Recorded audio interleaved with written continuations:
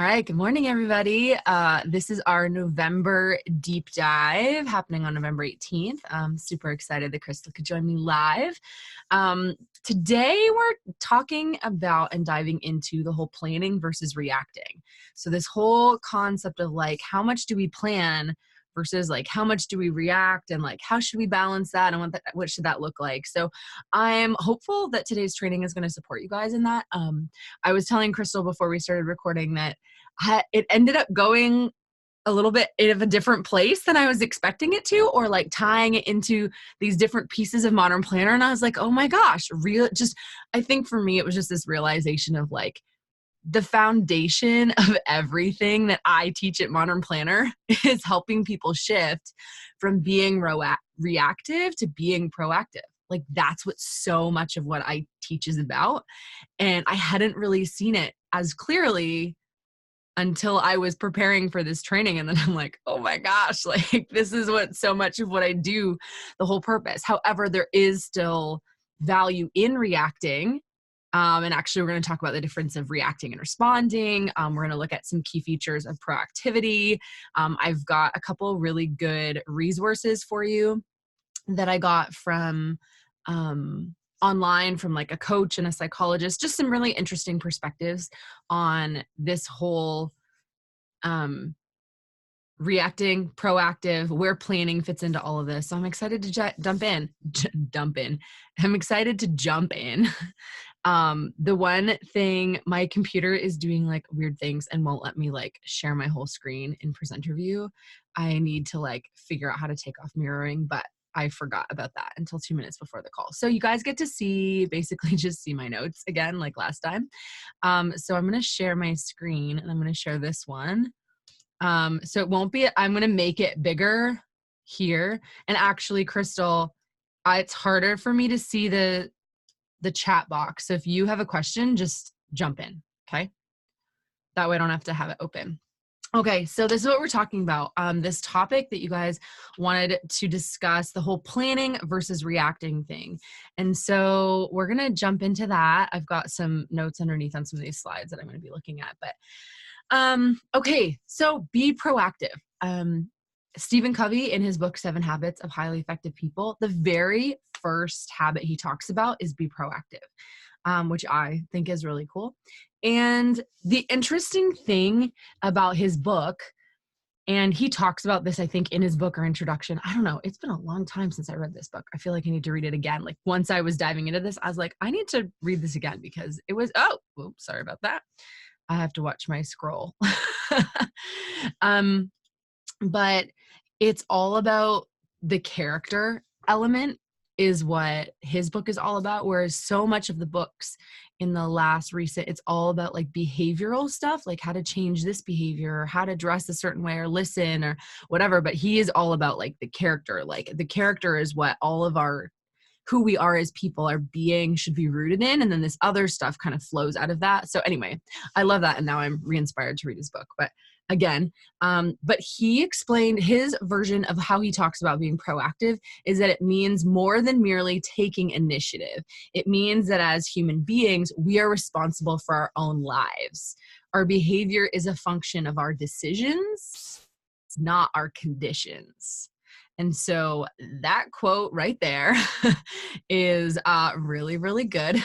And just a reminder, right? Like, what does proactive mean? Like, it means that we are responsible for our own lives. And at the very end of this, I'm going to tie in my Save Your Time mindset shifts that are in that free course that I have. And I was astounded by how much they all tie into this. So anyway, so when we are in control, even when things, we've taken proactive measures. The more we are in control, it usually means the more that we've done something proactively. And when we're reactive, it usually means that we're responding to something that we hadn't anticipated. So it's like, oh, I hadn't thought that might happen. So now this happened and now I'm reacting to it.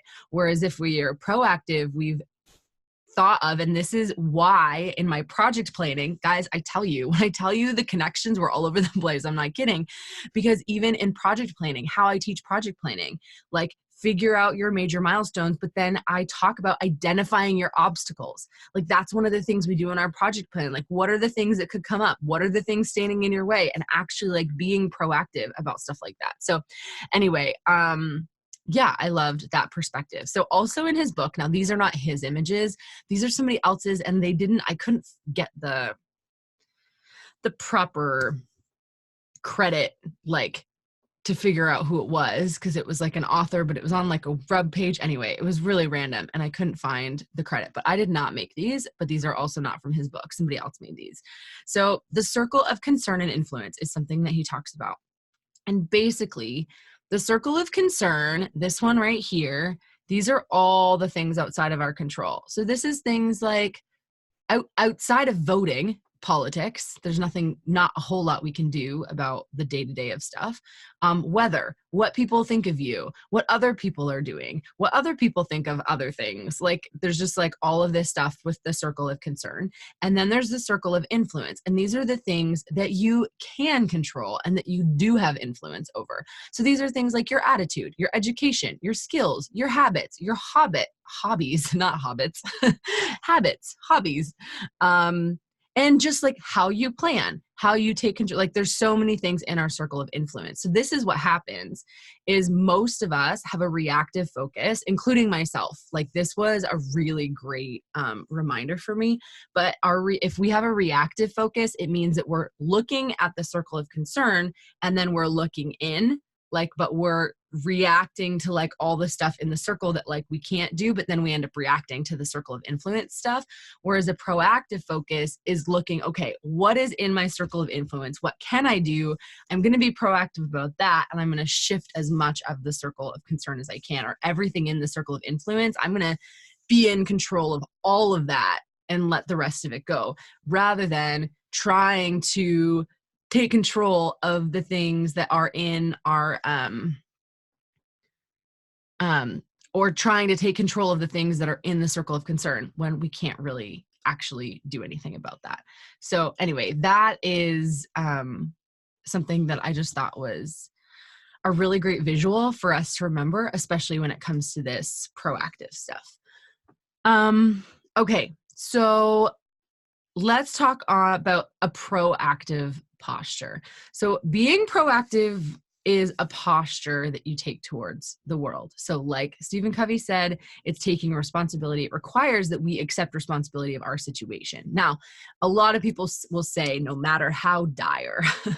However, I do believe that there is a balance. Like there are some situations where like we are responsible for our part in something. We're not responsible for what other people do to us. So I don't want you to hear what I'm not saying. Like we're not supposed to take responsibility for every single thing in our situation, all the things that get done to us and said to us.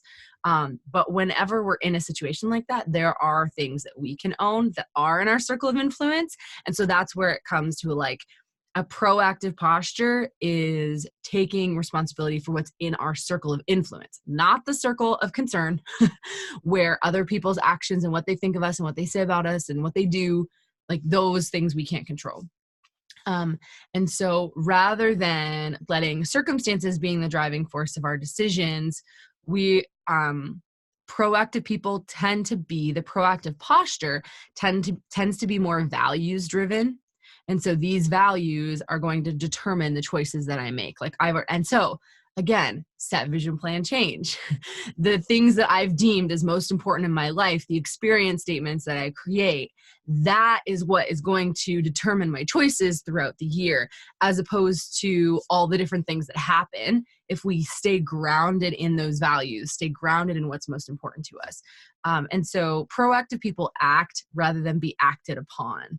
And so that was something that kept coming up, this quote, like act, don't be acted upon, was kind of this quote that came up in some of this research. But when circumstances limit our choices, somebody who's very proactive will still find a way to, with the minimal ability possible, still be able to take action and do what's most important, and still find something in his circle of influence that he can still take control over and take action on, as opposed to, and so many of us, and I think this is the biggest part of my journey that I didn't realize was the whole element of, like the victim mentality is very much a reactive mentality. And so before I kind of drew the line in my sand at 25 and was like, you know what, this is not the kind of life I wanted to live at 25. Like I didn't want to be in all this pain. I didn't want to be having all these health issues.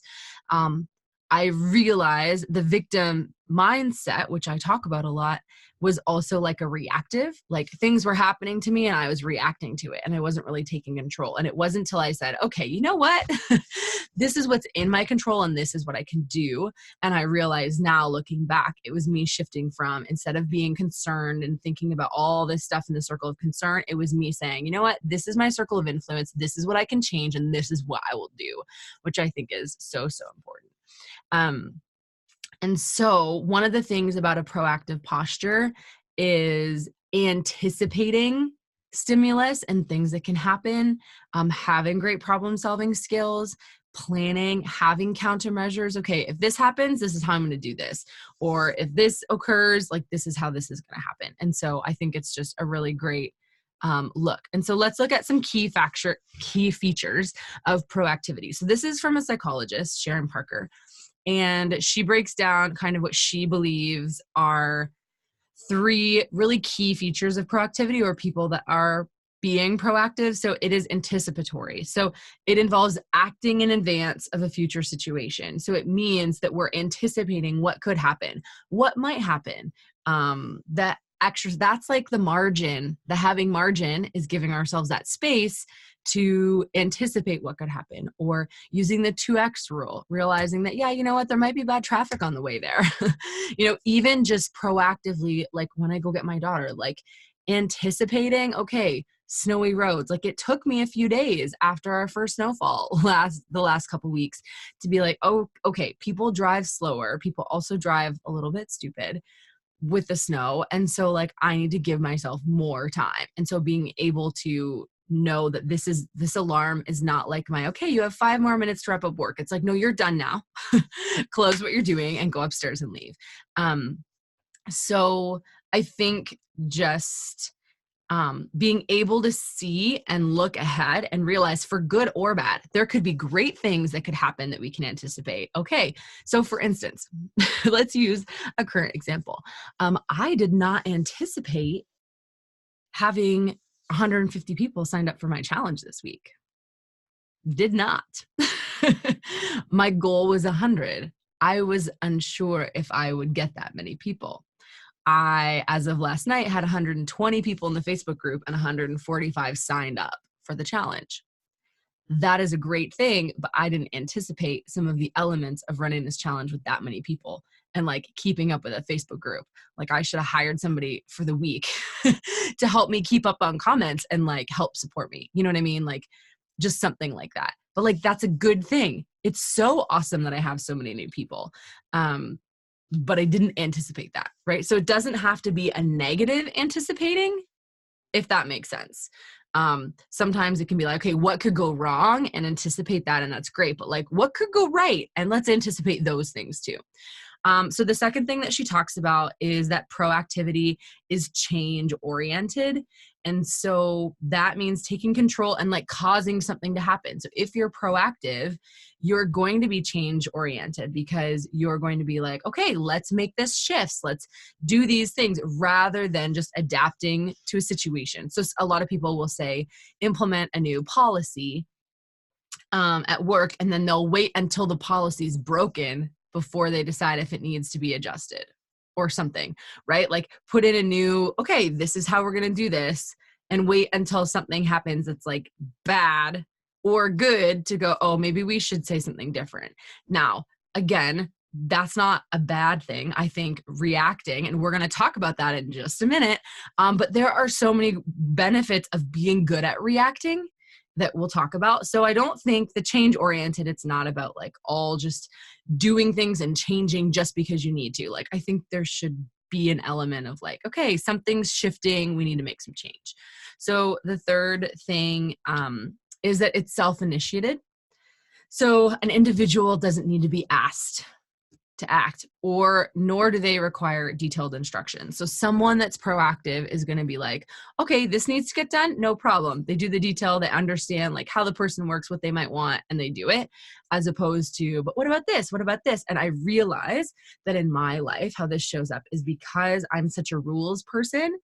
I'm very proactive, and I've always thought I'm very self-initiating, but I need so much clarity that I've realized I probably don't always come off as self-initiating because I want to follow the rules. So like in college, I was like, okay, but what about this? What about this? What about this?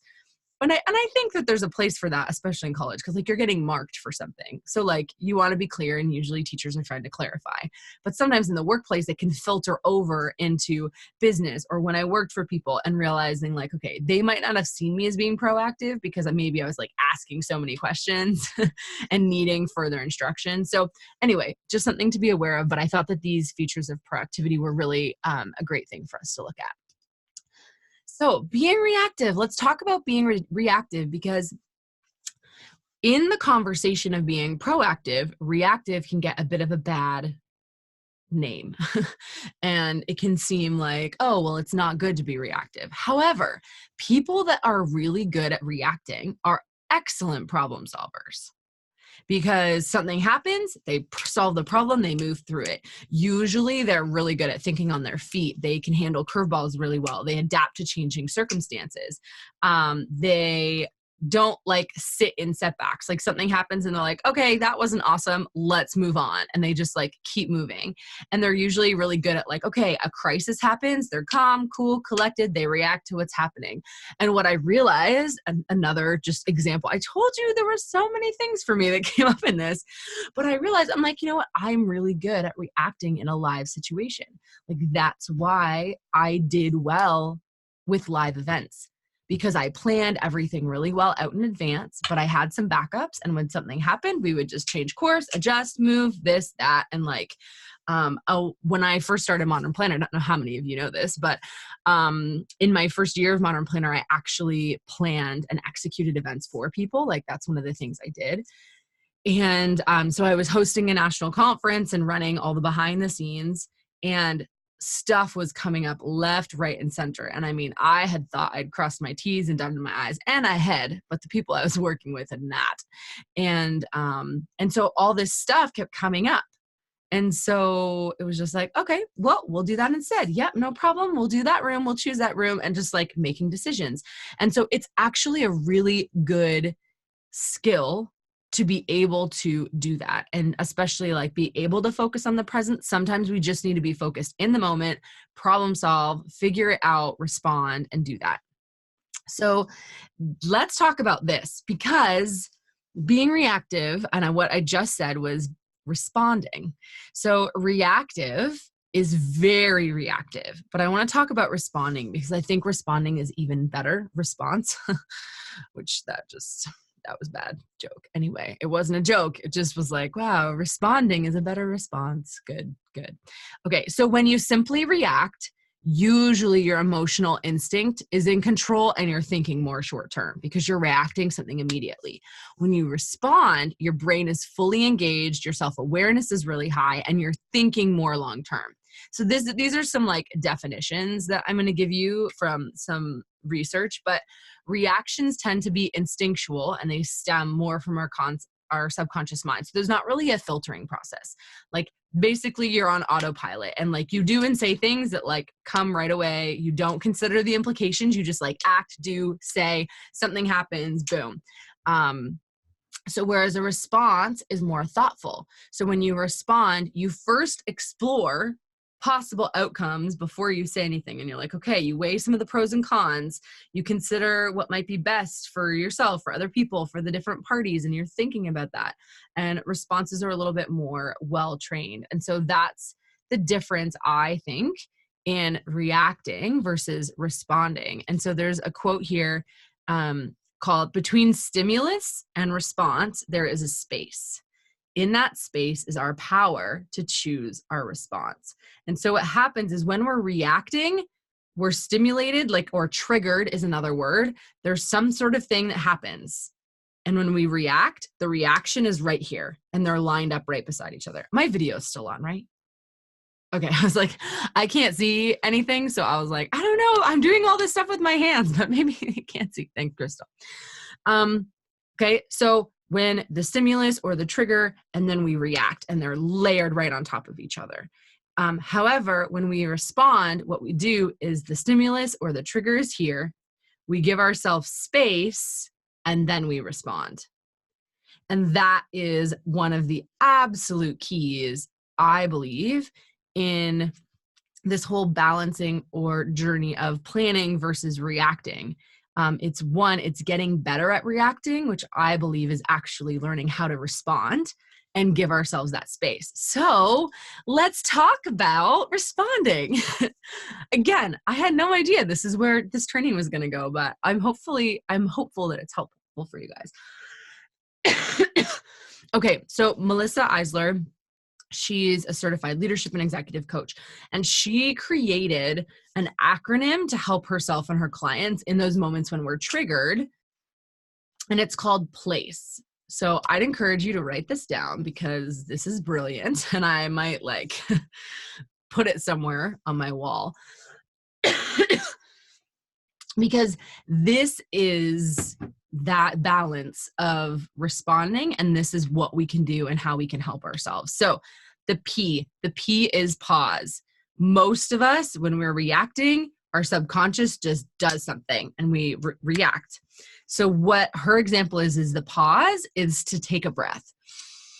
Like just triggering, as soon as you get triggered or there's a stimulus or something happens, instead of responding, train yourself to breathe. And just that deep breath is sometimes just enough. Notice your energy shift, take a deep breath. Then the L is for label your reaction. So it's really important, and this is something that I've learned in the last 10 years being married to Joseph, because I did not know how to label my reactions or feelings for years. So I went through most of my life and my early adulthood not understanding or being able to label my reactions, but knowing, okay, what am I feeling? Am I feeling like my, okay, I mean, one example she gives here, an example of getting cut off on the highway. Okay, well, rather than a reaction of laying on the horn, it's, okay, breathe.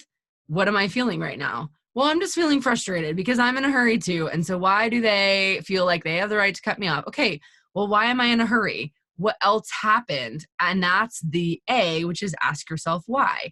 So what actually triggered you? It's like, well, why I'm triggered is because I'm running late. So that's why this triggered me, because I'm running behind. And so I'm actually frustrated with myself for being behind.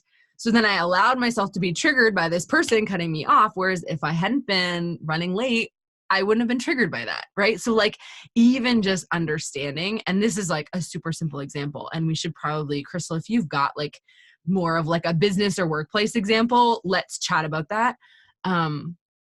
So anyway, and what she says here, being cut off, it's likely not the person cutting you off that's making you angry. It's probably something else. And so then her C is choose a skillful response. And so this is kind of where the magic happens, but this is also the hard work of, okay, so why I'm feeling late, I'm feeling rushed, I'm feeling frustrated with myself. So what is a response that I can do? So you know what? I need to give myself some grace and be like, that's okay, Catherine. These are the things that happened this morning that caused you to be late, and it's all right. And this person that wherever you're going is going to understand, and it's not a big deal. So rather than guilt, I go off with the guilt, on with the grace. That's a great quote, by the way. I should write that down. I don't know why these things just randomly come out, but that was a good one, and I should write it down somewhere. I don't know that I'm ever going to remember where I wrote it, but just excuse me for one moment while I jot that down, because that's good. It's a good one. It's a good quote.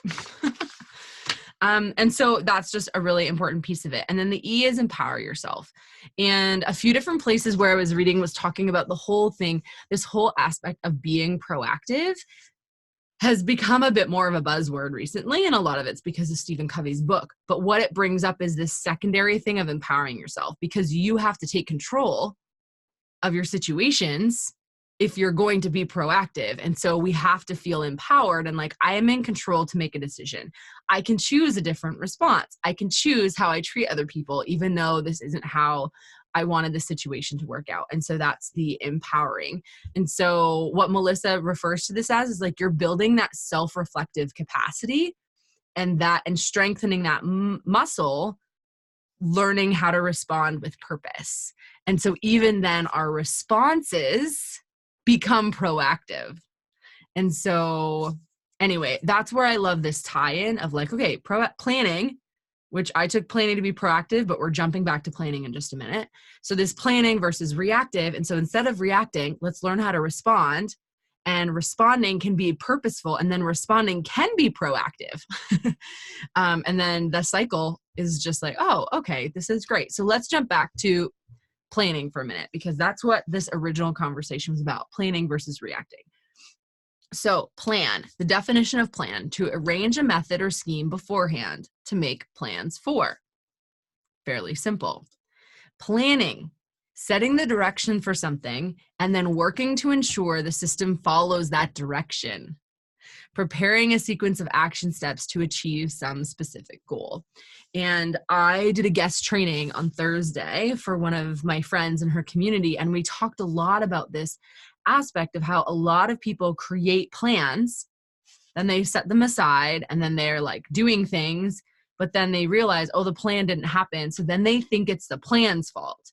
Well, I'm not going to plan because I didn't do the plan. I didn't accomplish the plan anyway. So I must not be good at planning, or planning doesn't work for me. And they like scrap the whole thing. In reality, they created a plan. They were not planning, because planning is active, right? It's setting the direction for something and then working to ensure the systems follow that direction. That is planning.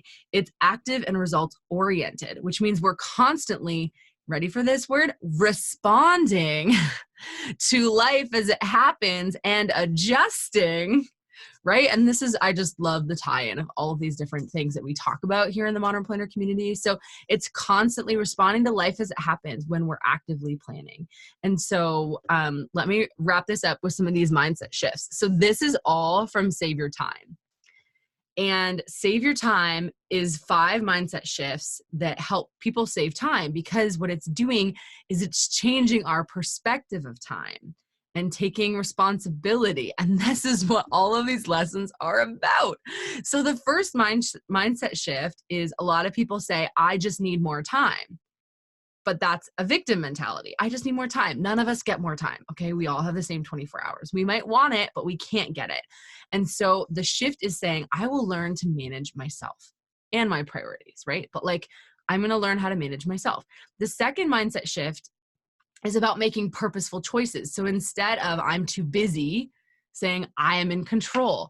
What are these shifts doing? They're taking us from a reactive stance to one that is proactive, and realizing that planning and adjusting is what actually helps us. Mindset shift 3 is from I have to do everything to I will do what's most important. So the same thing. What really matters? What's important to us? Mindset shift 4 is I must do it all now. But instead of that, saying I don't have to do it all.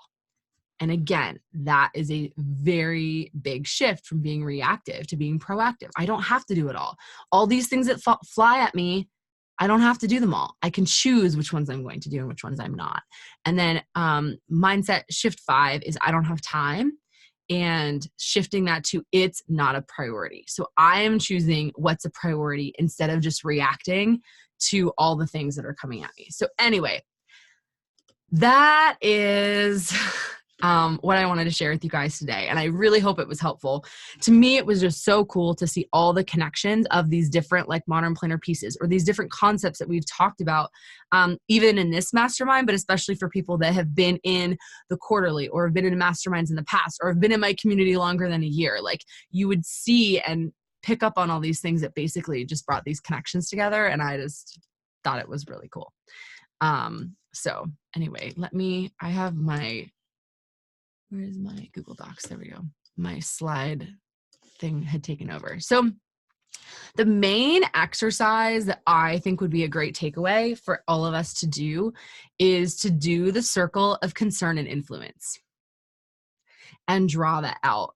And so sit down and think about the things that worry you, like what keeps you up at night? What do you think about falling asleep? What is preoccupying a lot of your time? And write down those things in the circle of concern and then write those things down in the circle of influence. I didn't get a chance to do it before this training, but it's something that I want to do and create, because I realize like there's so much stuff that I can do that I have control over. And those are the things I need to be focusing on. And so that's one of the exercises that I think would be really beneficial. And then in terms of follow-up, if you've never read Stephen Covey's 7 Habits of Highly Effective Leaders, then I would recommend doing that. Or if you're like me and it's been a while, then have a reread. So that is, yeah, let's have a conversation, Crystal. And for those of you watching the replay, feel free to comment about this in our group chat. Like that's what I would love for you to do. So thoughts? Yeah, sure. I love the PLACE acronym because like seconds before that slide, I got a notification from Slack from a team member, and like my instant response was like, I'm on a call. I don't need to talk to you right now. And like the anxiety and stress of like, I think it's because I have this thought where I don't want to remember. I don't want to have to remember like this afternoon to respond. Like I just want to respond now so I don't have to remember. But that's my choice. That's where I would like to react or respond. And that's not feasible. But to somehow come with a skillful response and be, that's a great question. I'll get back to you in an hour. If I haven't talked to you, please come see me, or something like that. Mm-hmm. So it acknowledges the request. It kind of puts a thought in my head that I need to come back to that. But I also have the assurance that if I don't get back to it, I know that they will kind of come back and remind me, kind of thing. Yeah. So there's always a team of people that are coming at me with questions, and that gets to be a lot when it's my inner drive that wants to answer it right now. It's not about them. They can come at me with questions whenever they want, but I just need to let it go.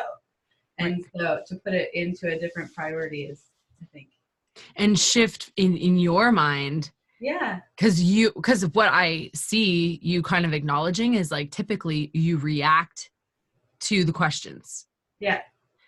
Instead of taking a pause and responding, because somehow you feel like you need to react and reply to them right away. Yeah. So you like get a question, you answer it. Instead of get a question, give yourself time, respond to the question, right? So that's such a great notice. So now for you, your like practical homework in this is just going, okay, how do I create an environment where I'm still getting back to people within a certain acceptable period of time, whatever is determined, but then also how do I do this in a way that supports me and is creating those boundaries in those space? Because your responses are going to be more thoughtful, more long-term thinking, more actually, how could I get them to do some of this research or do some of this stuff so they're learning rather than just telling them the answer. Yeah. You know what I mean? And I think it could be a really valuable thing for you and your team. For sure. In figuring out how to take that weight off of yourself in terms of replying right away. Yeah. So yeah, let us know in the group what you do or if you want ideas or support with that, because I think that's a great, such a great example. Yeah. Yeah. Yeah. Yeah. And it's funny when you first started with the circle of concern and influence, I was just like, that's hitting close to home. It does. Like it's crazy how easy it is for us to slip into the concern stuff. Like all these things, it's like, I have no control over those things. Like, why am I spending my time and energy thinking about them? All of this stuff, when in reality, like I've got the things that I can influence and change, and that's what I need to focus on. But it's so easy to slip into this other stuff. So it's I don't know. It's a kind of, I think in pictures, I think a lot. So The circle thing is interesting. Like my founder loved polka dots. Like her thing was like pokies. She called them pokies and she just loved polka dots. I love stripes. And so it just has this like difference, right? Like circle is, I don't know, it blends together a little bit. It has this image of, but lines, it's just like, this is a boundary and this is it, right? And so I think my mind thinks like that a lot. So even the image of a circle it was just softer, right? To see it in that way. Yeah, Yeah. it's true. That's a really cool observation. Yeah. So neat. So neat. Okay, so I want to encourage everybody who's watching the replay to try that circle of concern and influence and try drawing it out and writing some stuff and seeing what the things are that you could focus on instead. And then if you do watch the replay, be sure to comment in the group and let us know your thoughts, what stood out for you, and let's have a bit of a conversation about this until our next mastermind call. So the only other thing that I'm not going to share my screens again, but I'll just pop in over here. There are some barriers. So like I don't know if this is covering for those of you that brought up and said, yeah, the planning versus reactive is like something I have a hard time with. And so the whole thing with planning is I thought, you know what, let me share with you some of the barriers to effective planning because this might help you learn how to respond. So I won't share screens or anything. I just have some notes. But the first one is tactical errors. So tactical errors is one of the barriers to effective planning. And so what tactical errors is it's like doing a project at the wrong time of day. Like it doesn't work energy wise, being unrealistic with your expectations, having the wrong person doing the wrong skill, not having a home for your tasks, like not being organized, or you can't remember things.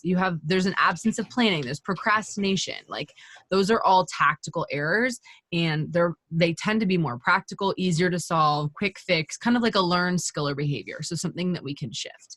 But then the second one is internal challenges. So our internal obstacles when we're planning can be having unclear goals and priorities, which is why that's such a big part of planning parties, because if we're not clear, we're going to have a really hard time planning and being effective in that.